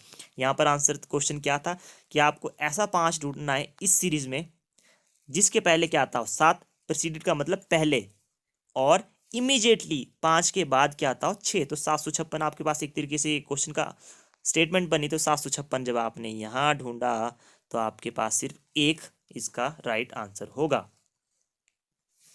नेक्स्ट है आपका रैंकिंग का question. Rohan ranks 7th from top and 26वां नंबर है उसका बॉटम से। ठीक है, आपको बताना है उसकी क्लास में कितने स्टूडेंट है। बहुत इजी क्वेश्चन है। जब उसका खुद का नंबर टॉप से कितना है, टॉप से है 7वां, मतलब उसके ऊपर कितने बच्चे हैं, 6। बॉटम से उसका रैंक है 26वां, मतलब वो 26वें नंबर पे है। तो उसके जो उसके नीचे कितने बच्चे हैं, उसके हैं 25। ठीक है, तो 25 और 6 कितने हुए, 31। 31 हुए ना। और ये हुए आपके कितने बच्चे हुए उसके क्लास में। तो उसकी क्लास में जो हमारे बच्चे होते हैं कितने, 31 नहीं होंगे। खुद को तो उसने काउंट नहीं किया, तो खुद को भी तो काउंट करना है, टोटल तो तभी बनेगा। तो इस तरीके से कई बार क्वेश्चंस में मिस्टेक होती है। तो आपका जो राइट आंसर है ऑप्शन बी 32। नेक्स्ट है आपका, नेक्स्ट क्वेश्चन है आपका। आपको यहाँ पर देखना है प्लस का मतलब माइनस होता है, गुणा का मतलब भाग होता है, भाग का जमा होता है। ये क्वेश्चन आपको देखना है। फिर आपके पास ये क्वेश्चन दिया गया, आपको उसको सॉल्व करना है। तो हम सीधा स्टेटमेंट पर, क्वेश्चन पर जंप करते हैं। 252 गुणा का मतलब क्या है, यहाँ पर गुणा 9 मल्टीप्लाई लिखा है, गुणा 9। तो गुणा का मतलब या मल्टीप्लिकेशन का मतलब क्या होता है, भाग। तो मैंने यहाँ पर भाग लिख दिया। और माइनस का मतलब क्या होता है, माइनस का मतलब होता है, माइनस का जो मतलब होता है वो होता है आपका गुणा। तो यहाँ पर अगर आप देखते हैं, गुणा कर देते हैं तो गुणा करेंगे हम 5 से। और प्लस का मतलब क्या होता है, यहाँ पर प्लस का मतलब होता है माइनस। तो माइनस 30, सॉरी -32, यहाँ पे माइनस आएगा, -32। और जो आपका भाग है, भाग का मतलब क्या होता है, भाग का मतलब होता है, यहाँ पर अगर आप देखें, भाग भाग कहाँ गया हमारा, भाग मीन्स प्लस। ठीक है, तो +92। तो आपके पास क्या क्वेश्चन बनता है, और सॉरी यहाँ पर हमारे पास जो बनती है स्टेटमेंट, इक्वेशन बनती है जो हमारे पास, 252 9 इंटू 5 इंटू -32 +92। जब आप 252 को 9 से भाग करें तो कितना आता है, 28। 28 गुना 5 -32 +92। 28 को जब आप 5 से मल्टीप्लाई करें तो कितना आता है, 140। और ये आ जाएगा आपके -32 +92 कितना होता है, +60। 60 इंटू सॉरी +140 कितना होता है, ये होता है आपके पास 200। तो आपको सिर्फ, आपको कुछ नहीं करना, आपको सीधे इस इक्वेशन को देखना है, और जो आपके पास साइन दिए गए हैं उनकी स्टेटमेंट को पढ़ना है, और वैसे वैसे आपको साइन लगाने हैं और उसे सॉल्व करना है। तो आपका जो आंसर आ जाएगा। नेक्स्ट है आपके पास 42 44 38 दिस एंड दिस। तो आपको बताना है मिसिंग नंबर। तो देखिए, अगर आप इसके मिडल टर्म के बारे में अगर आप देखें, अगर आप 42 में से 38 को माइनस करते हैं तो कितना आता है, 4। 4 को 11 से मल्टीप्लाई करते हैं कितना आता है, 44। उसी तरीके से अगर आप 28 में से 23 को माइनस करते हैं कितना आता है, 5। और 5 को अगर आप 11 से करते हैं तो कितना आता है, 55। इसी तरीके से अगर आप 37 को, देखिए यहाँ पर देखिए ना, बहुत अच्छा दिमाग लगाया, 44 55। अगर मैं डायरेक्ट होता तो मैं भी ये देखता 44 55 और 66, और आपका क्वेश्चन गलत हो जाता। बट सम टाइम पेशेंस बहुत ज़रूरी है, तो यहाँ पर ऐसा नहीं होगा। तो यहाँ पर क्या होगा, 39 में से जब आप 37 को घटाएंगे तो आएगा 2, और 2 को 11 से मल्टीप्लाई कर देंगे तो आंसर आ जाएगा 22। तो आप होपफुली इस क्वेश्चन को समझ गए होंगे। नेक्स्ट क्वेश्चन आपका वेन डायग्राम का आपको रिलेशन बताना है, वेजिटेबल्स पोटैटो एंड कैबेज। तो आपको बताना है इनमें से कौन से, अगर आप वेन डायग्राम से इस को शो कर सकते हैं। तो देखिए, जो इसका हमारा राइट आंसर होगा ऑप्शन बी, क्या होगा, सबसे बड़ा सर्कल होगा आपका किसका, वेजिटेबल का। और ये आपका ये आ जाएगा पोटैटो या कैबेज, या कैबेज या पोटैटो। ठीक है, ये पोटैटो कर दिया मैंने, यहाँ पर कैबेज क्यों, क्योंकि पोटैटो एंड कैबेज दोनों अलग अलग हैं, बट वो क्या हैं, वो सब्जियों में आते हैं। ठीक है, तो आपने उसे सराउंड कर दिया। अब देखिए इसकी बिल्कुल आप टेक्निकल उसमें मत चले जाना कि पोटैटो आपका वो होता है, कोई स्टेम होती है या ये होता है या वो होता है, उसे आप मत जाइए। देखिए इतना टेक्निकल नहीं होने की ज़रूरत है यहाँ पर। सिर्फ आपको, सिर्फ हम जैसे भी आम भाषा में भी तो सब्जी ही कहते हैं, ठीक है। तो आप क्या करेंगे, यहाँ पे आपका वेजिटेबल, ये आपका पोटैटो और ये आपका कैबेज। तो ये आपका जो आंसर होना चाहिए option B. A man is performing yoga with his head down, ठीक है, and legs up, his face towards the west, in which direction his left hand will be. कहने की बात है कि एक इंसान शीर्षासन, उसी में ही होता है, हेड डाउन होता है आपका, ठीक है। ये मान लीजिए उसका हेड है और ये उसकी लेग है, ठीक है। और वो किस तरफ देख रहा है, वो देख रहा है वेस्ट की तरफ। तो वेस्ट डायरेक्शन आपकी इस तरफ होती, इस तरफ वो देख रहा होगा, ठीक है।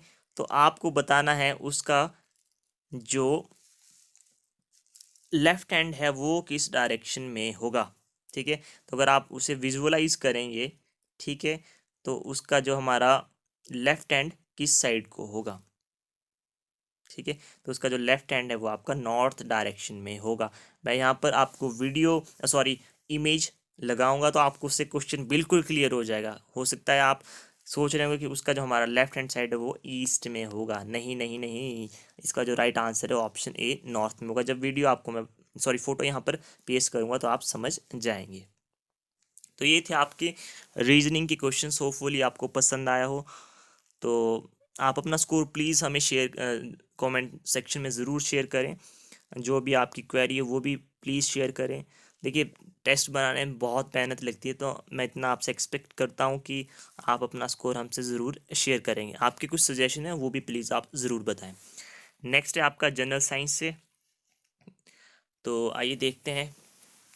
देखिए मेरा, अगर आप देखें तो मैं जनरल साइंस पे पहले भी काफ़ी वीडियोस बना चुका हूँ, और जो हमारी बायोलॉजी वाली वीडियो है आप उसको ज़रूर देखें। मैं आपको यहाँ पर आई लिंक में उसका लिंक ज़रूर दे दूँगा। तो देखते हैं हमारा, which disease is cause due to the deficiency of protein. 1000 बार आपने क्वेश्चन सुना है, बट जो आपने सुना है वो यहाँ पर ऑप्शन नहीं है। हम उसके बारे में भी बात करेंगे। तो सबसे जो उसका पहला आंसर है वो है आपका मेरेस्मस। आपकी प्रोटीन की कमी से, डेफिशिएंसी का मतलब आपको पता है कमी होता है, मेरेस्मस। गाइटर जो होता है आपका जब आपके नमक में आयोडीन की कमी होती है, 1000 बार सुना होगा आपने। और हाइपोकैलेमिया क्या होता है, हाइपोकैलेमिया तब होता है जब आपके बॉडी में पोटेशियम की कमी हो जाती है, तो आपका हाइपोकैलेमिया होता है। पेलेग्रा आपका जो विटामिन B5 होती है उसकी कमी के कारण आपको एक स्किन डिजीज होता है, पेलेग्रा वो होता है। बट आपने जो मैक्सिमम टाइम क्वेश्चन सुना होगा कि which disease cause due to the deficiency of protein, वो होता है आपका क्वाशिकोर। क्वाशिकोर करके एक बीमारी होती है, उसमें जनरली आपके वो बच्चों में ही देखी जाती है, तो आप वो भी ज़रूर याद रखें। From which mineral is radium obtain, radium आपका किससे प्राप्त होता है, इसका जो राइट आंसर है option D pitch blend. Kilowatt is the unit of किसकी, किलोवाट किसकी यूनिट होती है आपको पता है। किलोवाट आपकी पावर की, यानी कि शायद इसे हिंदी में शक्ति ही कहते हैं। मुझे एग्जैक्ट याद नहीं है, बट पावर आपने सभी नहीं सुना है तो आपको पता है। वर्क की हमारी जूल होती है, तो आप ये भी। और करंट को हम किस में मेजर करते हैं, करंट को हम करते हैं एम्पियर में, तो आप ये भी याद रख सकते हैं। What is the wavelength of visible spectrum, जिसमें हम देख सकते हैं विजिबल स्पेक्ट्रम, उसकी जो रेंज है वो क्या होती है। तो इसका जो राइट आंसर ऑप्शन सी 3900 से आप 7600 एंगस्ट्रॉम के बीच में जो भी वेव लेंथ होती है, तरंग होती है, उसकी आपकी जो विजिबल स्पेक्ट्रम होता है, तो आप ये भी याद रख सकते हैं। देखिए हिंदी में मैं इन क्वेश्चंस को तभी ढूंढ सकता हूँ अगर मेरे पास कोई ऐसी डिक्शनरी हो, अदरवाइज मुश्किल हो जाता है कि आपको हर क्वेश्चन का हिंदी में स्पेशली अनुवाद करना। तो मैं कोशिश करूँगा कि कुछ मुझे बुक्स मिलें जिससे मैं इन्हें रेफर कर सकूँ। फोटोसिंथेसिस यानी कि आपका प्रकाश संश्लेषण take place faster in, photosynthesis आपका या प्रकाश संश्लेषण किस लाइट में सबसे ज़्यादा जल्दी होता है। तो ये हम समझ सकते हैं, जो हमारी वाइट लाइट होती है, वाइट लाइट में ही आपके 7 कलर्स होते हैं। तो आपका ऑप्शन सी राइट है। और जनरली आप वाइट लाइट में ही हम फोटोसिंथेसिस देखते हैं, कोई स्पेशल तो पौधों के लिए होती नहीं है, तो आपका option C is white light. On which of the following plants did Gregor John Mendel perform his classical experiment? जो ग्रेगर जॉन मेंडल थे, आपको मुझे कमेंट सेक्शन में बताना है इन्होंने किसकी फेमस थ्योरी दी है, कौन सी फेमस थ्योरी दी है। तो इन्होंने क्वेश्चन ये पूछा है कि जो मेंडल थे उन्होंने किस प्लांट पर अपने एक्सपेरिमेंट किए थे। तो इसका जो right answer option C pea यानी कि मटर, आप समझते हैं option C is the right answer. Next question है आपका, रेडिश इज अ, मूली जो है आपकी क्या है, बल्ब है, कौन है या मॉडिफाइड रूट है। तो इसका जो राइट आंसर है ऑप्शन सी मॉडिफाइड रूट। आप मेरी ज़रूर यहाँ पर बायोलॉजी वाली वीडियो को ज़रूर ज़रूर देखें, वहाँ पर आपको बहुत अच्छे क्वेश्चंस मिलेंगे जो आपके एग्जाम में पूछे भी जाते हैं। The material which can be deform permanently by heat and pressure is called. कई बार ये हमारे जो इंजीनियरिंग एग्ज़ाम्स हैं उनमें भी पूछा जाता है और ऐसे भी पूछा जाता है। आपको बताना है जब आप परमानेंट डिफॉर्मेशन, मतलब वैसे ही परमानेंटली वो डिफॉर्म हो जाते हैं जब आप उन पे हीट एंड प्रेशर लगाते हैं, तो वो कौन से हमारे मटेरियल होते हैं, वो होते हैं आपके ऑप्शन बी थर्मोसेट। आप ये याद रख सकते हैं। The method that can't be use for removing permanent, permanent जो हमारी हार्डनेस है वाटर की वो आप रिमूव नहीं कर सकते हैं, किस प्रोसेस से, बॉइलिंग से नहीं वो जाते हैं। तो आप ये याद रख सकते हैं। बाकी इनसे हो सकते हैं क्योंकि यहाँ पर नहीं लिखा है। तो एडिंग सोडियम कार्बोनेट डिस्टिलेशन और एडिंग कॉस्टिक सोडा। तो ये थे आपके कुछ क्वेश्चंस आपके जनरल साइंस से। देखिए जनरल साइंस बहुत बड़ा पोर्शन है, इसके लिए हम कोशिश करेंगे अगर आप सेपरेट वीडियोस चाहते हैं कि जैसे आपकी सिर्फ जनरल साइंस पर ही हो, तो आप प्लीज़ कमेंट करें। अगर आप कमेंट करते हैं लगता है तो हम ज़रूर बनाएंगे। नेक्स्ट है आपके पास, आपको इस क्वेश्चन को सॉल्व करना है, तो आप खुद से सॉल्व कीजिए मैं करवाता हूँ। 2 रेज़ टू 2 की घात 5 डिवाइडेड बाई 2 रेज़ टू 8 और होल का 5 इंटू 2 रेज़ टू 5। तो इसका सॉल्यूशन क्या होगा। तो देखिएगा आपने फॉर्मूला पढ़ा होगा, a⁻m डिवाइडेड बाई a⁻n। जब आपके आधार यानी कि बेस सेम होते हैं तो पावर आपकी माइनस हो जाती है, a=m-n। ठीक है, तो हम यही फॉर्मूला यूज़ करेंगे। तो यहाँ पर क्या बनेगा, a क्या है यहाँ पर आपका बेस है आपका 2, ठीक है, m कितना है 5 और n कितना है -8। ठीक है, सॉरी माइनस यहाँ आपका n हो गया 8। ठीक है, और इसका 5 इंटू 2 रेज़ टू 5। तो जब आप यहाँ पे करेंगे इसे सॉल्व तो कितना आएगा, ये आएगा आपके पास 2, 5 में से 8 गया -3 और यहाँ पर 5 इंटू 2 रेज़ टू 5। तो आपके पास जो इक्वेशन बनती है ये बनती है आपके पास 2 इंटू -3 5 इंटू 2 रेज़ टू 5। ये आपको इसे आप मल्टीप्लाई कर दें, ठीक है, तो ये बन जाएगा 2 इंटू -15 इंटू 2 रेज़ टू 5। अब देखिए आपके पास यहाँ पर बेस सेम है, ठीक है, तो आप इन पावर्स को ऐड कर सकते हैं। तो कितना बनेगा 2, 15 और 5 20, बट साइन आएगा आपके पास माइनस का। तो आपका जो right answer option C 2 raise to 5 -20। त्रिभुज का क्षेत्रफल यानी कि ट्राइंगल का आपको एरिया फाइंड आउट करना है जिसके आपके वर्टिसेस यानी कि शीर्ष आपके पास दिए गए हैं 1 -1 -4 6 एंड -3 एंड -5। तो इसका जो राइट आंसर होगा हम देखते हैं क्या होगा। तो मैंने इसे सॉल्व किया बिकॉज लिखने में प्रॉब्लम होती है। हमने क्या किया है, यहाँ पर आपके वर्टिसेस देख लिए A B C के, इसे हमने क्या कर लिया x1 y1 x2 y2 x3 y3। Formula क्या होता है, हाफ, ठीक है, bracket start x1 plus x2 plus x3 है, तो आपको याद रहेगा। फिर आपने क्या करना है, जब आप x1 लेंगे तो आपको x1 की y1 की वैल्यू नहीं लेनी थी, फिर आपको क्या करना है x1 के आगे y2 y3। जब आप x2 की लेंगे तो x2 के बाद कितना आ जाना चाहिए y3 माइनस y1। x3 की लेंगे तो x3 y1 माइनस y2। तो होपफुली आप ये समझ गए होंगे। तो हाफ x1 कितना है 1, तो यहाँ पर 1 लिख दिया। y2 कितना है, y2 है आपके पास 6 मैंने लिख दिया माइनस माइनस फॉर्मूला का।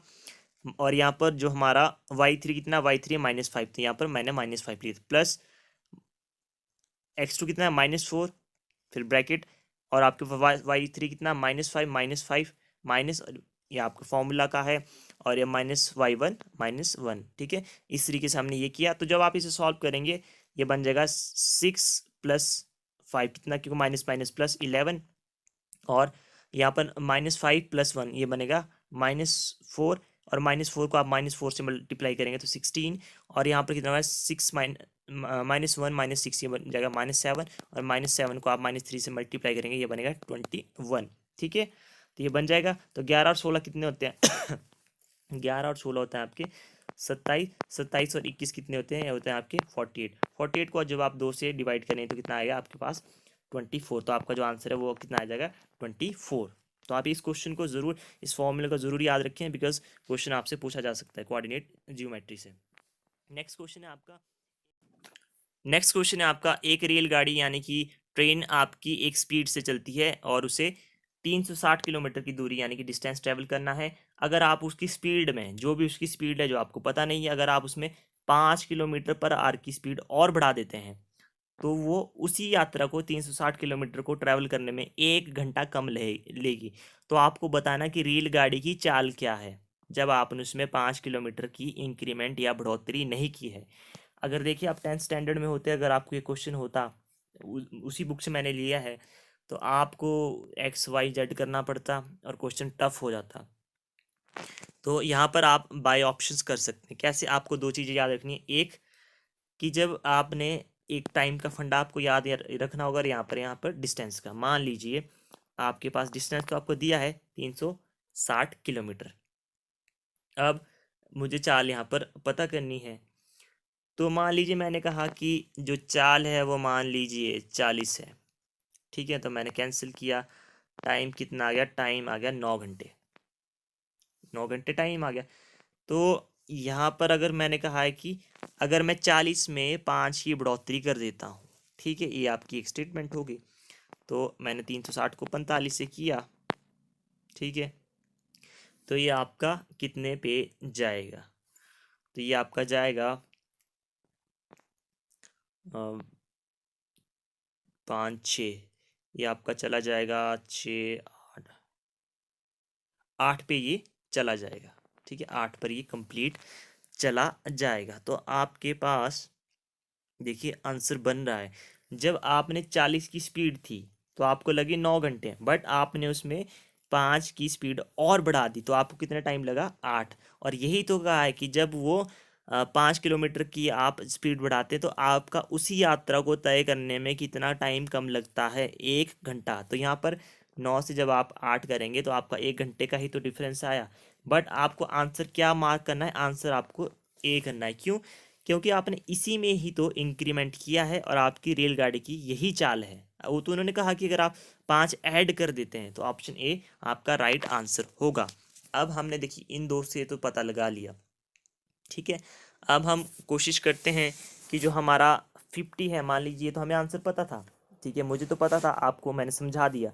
लेकिन अगर हम कहते हैं कि 360 को अगर आपने, मैंने मान लिया कि उसकी जो चाल है हम 50 मान लेते हैं, तो जब आप 360 को 50 से डिवाइड करेंगे तो आपके पास कितना आता है, आपके पास आता है 7.2, मतलब 7.2 हार्स आपको लगते हैं, ठीक है।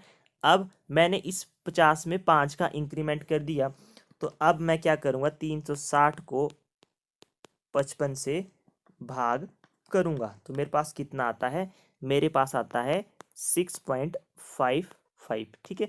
तो यहाँ पर देखिए 1 घंटे का फ़र्क नहीं है, आपको साफ दिख रहा है, ठीक है।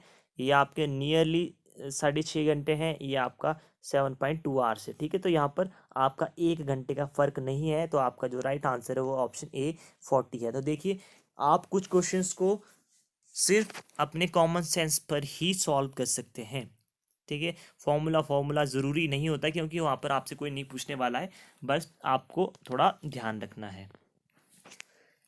2 अंकों की संख्या के अंकों का योग 9 है। स्टेटमेंट को थोड़ा ध्यान से पढ़िएगा।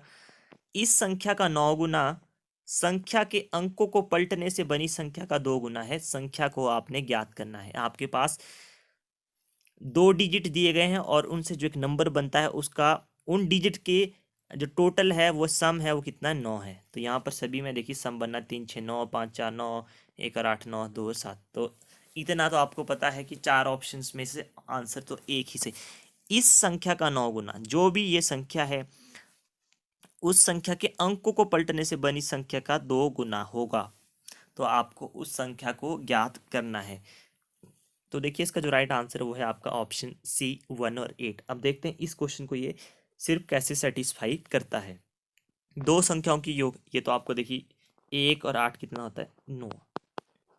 चलिए ये बात तो बन गई। इस संख्या का 9 गुना, ठीक है, इस संख्या का 9 गुना, ये संख्या क्या है, संख्या तो आपकी ये बनी है, ये तो आपके नंबर है, ये डिजिट है। इस संख्या का 9 गुना कीजिए, कितना बनेगा 8 नाम 72 9 और 7 16 कितना बना 162। आपने ये भी मान लिया जी। इस संख्या के अंकों को पलटने से बनी संख्या का, अब इस संख्या के अंकों को पलट दीजिए, ठीक है। ये 18 है, मैंने इसे 8 बना दीजिए, ठीक है। इस संख्या के अंकों को पलटने से बनी संख्या का 2 गुना है, इसको आप 2 गुना कर दीजिए, कितना बनता है आपका 162। तो संख्या क्या हुई आपका, देखिए एक तो इनका योग भी 9 बना और इसका 9 गुना कितना बना 162। और जब आपने 18 को उल्टा किया, 18 का उल्टा कितना बना 81, और 81 का डबल कितना होता है वो होता है आपका 162। तो आपका आंसर मैच करता है। तो आपका ऑप्शन सी राइट आंसर हुआ।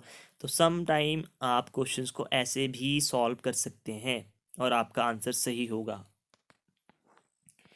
नेक्स्ट है आपके पास कौन सी सर्वसमीका गलत है। देखिए आपका ये ट्रिग्नोमेट्री का क्वेश्चन है।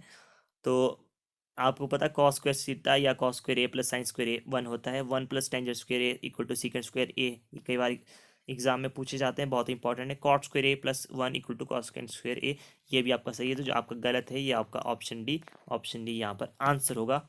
ये आपका गलत है, ऐसा कुछ नहीं होता है।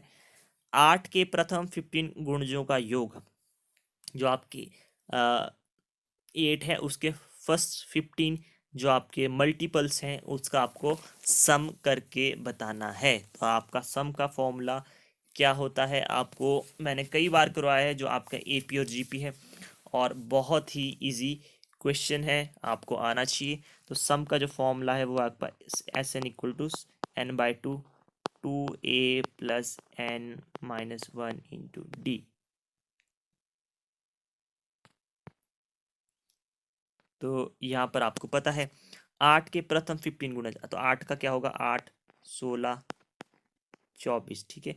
तो यहाँ पर a कितना हो जाएगा 8, और आपको कितना बताना फर्स्ट 15, तो n कितना हो गया आपका 15, 2 इंटू 8, ए आपका 8 हो गया प्लस 15 माइनस 1, एन आपका 1 है, और डी आपको डिफरेंस तो पता ही 8 का है, तो यहाँ पर ए आ गया, ठीक है। 15/2 2 और 8 16, और 15 में से एक गया 14, 14 को जब आपने 8 से मल्टीप्लाई किया तो आपके पास कितना आता है, तो आपके पास आता है 112 प्लस 112। तो 112 में जब आपने 16 को ऐड किया तो कितना बनता है, ये बनता है आपका 128, ठीक है। तो 15 गुणा 128/2। तो जब आप इसे 2 पे काटते हैं तो 6 दूनी 12 और 6 चौके 4 दूनी 8। तो जब आप 16 और 15 को मल्टीप्लाई करते हैं तो आपके पास आंसर क्या आता है, आपके पास आंसर जो आता है वो आता है आपके पास 960। तो आपका जो राइट आंसर है ऑप्शन क्या है, ऑप्शन सी 960। नेक्स्ट है आपके पास, देखिए क्वेश्चन आपका कई बार पूछे गए कि आपके कौन से शांत दशमलव है या अशांत, यानी कि जो टर्मिनेटिंग नंबर है या नॉन टर्मिनेटिंग। अशांत आपका नॉन अनवसानीय आवर्ती, कुछ इन्हें ऐसा कहते हैं। तो देखिए कैसे कर सकते हैं, मैंने आपको पहले बहुत डिटेल में से बताया है। तो यहाँ पर जो राइट आंसर है हमारा ऑप्शन डी। देखिए आपको कभी भी क्वेश्चन है शांत दशमलव वाला तो आपको कुछ नहीं 2 और 5 का देखना है फंडा। जैसे मैं आपको एक करके बता रहा हूँ, बाकी आप खुद देख सकते हैं। जैसे यहाँ पर 3125 3125, तो ये आपका होता है 5 5 25 125 625 और ये 5। जब भी आपके जो हर है यानी कि जो डिनोमिनेटर है उसमें या तो 2 आए, 2 की घात आए, या 5 की घात आए यानी कि 5 की पावर आए, तो वो हमेशा ही या तो 2 वाली आए या 5 वाली आए, 2 वाली आए या 5 वाली, तो वो हमेशा ही 7 दशमलव होता है। ये भी है, ये भी है। अब 343 में क्या है, 3 की पावर आ रही है, 3 3 9, 27 81, या 300, ठीक है। फिर 81 कितना होता है, ये होता है आपका 243। यहाँ पे 343 है, मतलब यहाँ पे आपका जो आएगा वो 3 के फैक्टर्स में आएगा, ठीक है।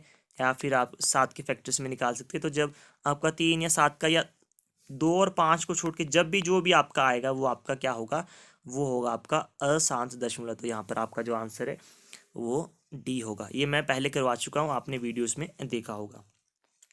नेक्स्ट है आपको इसके फैक्टर निकालने। ये बहुत इजी क्वेश्चन है, ताकि आपका जो मनोबल है वो डाउन ना हो। तो आप यहाँ पर देख सकते हैं, तो इसका क्या राइट आंसर होगा।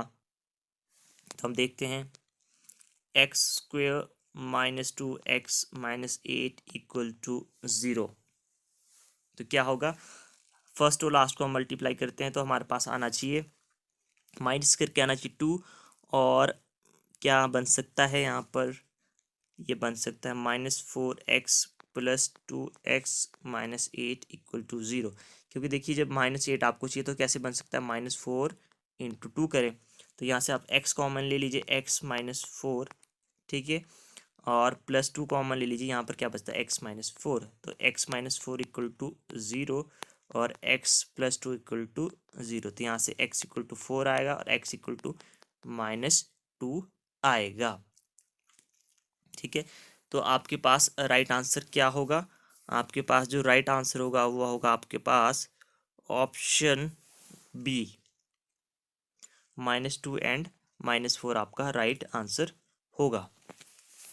तो ये था आपका टोटल डिटेल सॉल्यूशन। तो आपको वीडियो कैसी पसंद आई है, आप प्लीज़ शेयर करें, कमेंट करें। आपकी फीडबैक बहुत इंपॉर्टेंट है। आप समझ सकते हैं कि सारे क्वेश्चंस मैंने खुद लिखे हैं, ठीक है, खुद ही लिखता हूँ हमेशा ही। तो मुझे कितनी मेहनत लगी होगी इन 80 क्वेश्चंस को करने में। और जितने भी लोग मेरी वीडियोस को देखते हैं, लाइक करते हैं, सब्सक्राइब किया है जिन्होंने, उनका शुक्रिया। बिकॉज़ अगर आप ना हो तो मेरा वीडियो बनाने का कोई मतलब ही नहीं है। तो आपका एग्ज़ाम सभी का निकले, जो भी लोग मेहनत कर रहे हैं। तो मिलते हैं आपसे नेक्स्ट वीडियो में। Till then have a good time, take care.